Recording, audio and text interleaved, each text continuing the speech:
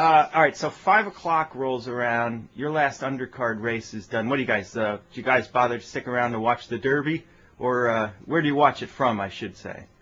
Well, Jeannine is like in the paddock and down there in the mingling with the what do you call it, hoi polloi? Yeah. Did I say that right? The hoity-toits. Hoity-toits. No, not usually. This year they've done Joe and me and Jerry a huge favor. Haha.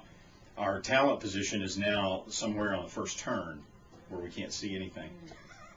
You can tell I'm a big fan of that. But so after our show's over, I guess we're going to have to hike back to the grandstand and try to find a spot up on the roof is where we usually watch the Derby. We all hang out up there after the race.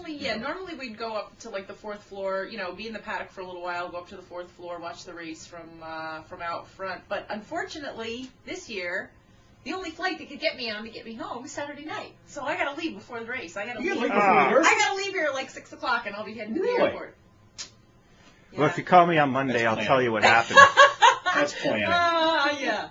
She's got her dogs to go back home. I had nothing to do with that. That was all we could get. So unfortunately, I will not be here for the race. Okay, so you heard it here first, ladies and gentlemen. Jeannine really cares nothing about horse racing.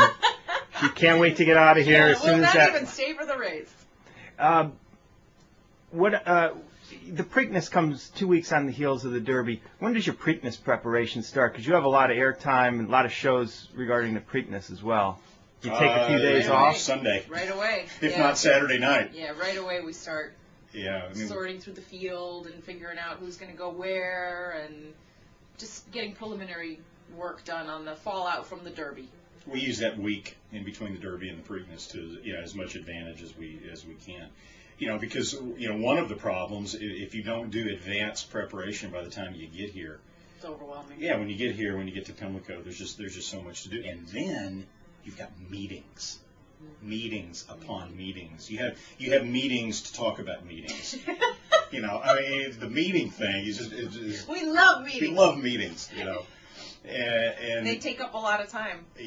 Yeah, they do. Yeah. So you try to get as much done as you can before you get here. As a matter of fact, I think we're supposed to be in a meeting now. But we'll let you go. We're doing more important things yes, here. We are. No, we're not going anywhere. Randy, relatively small audience on NTRA.com compared to what you're used to. What are we doing this for, then? Why aren't we messing with this? I don't know. Nobody's watching? You've already complained about your positioning at Churchill, the number of meetings. Is there anybody else you'd like to air out on this broadcast? Sorry, what was the question? I'll be working for HRTV next week. All right, not that there's anything wrong with HRTV. I love HRTV. Yeah. Okay. Yeah, they've done a great job. So this is ABC Sports? And TVG. No. This is NTRA.com. Oh. Okay. Oh, would you like to amend any? Take two. Last question, so you can run off to one of your many meetings. Okay.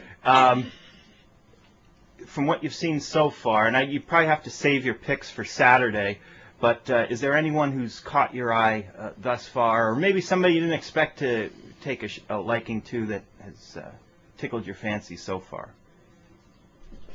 Anybody tickled your fancy?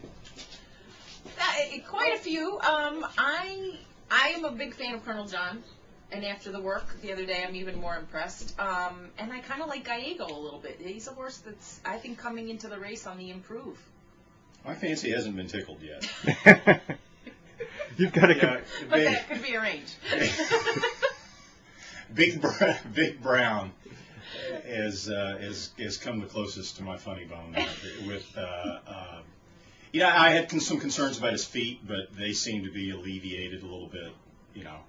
I think he's the most talented horse in the race. The experience factor doesn't concern me as much as it does Jerry Bailey. Not that Jerry concerns me, but the experience concerns him. Mm-hmm. Jerry never concerns me.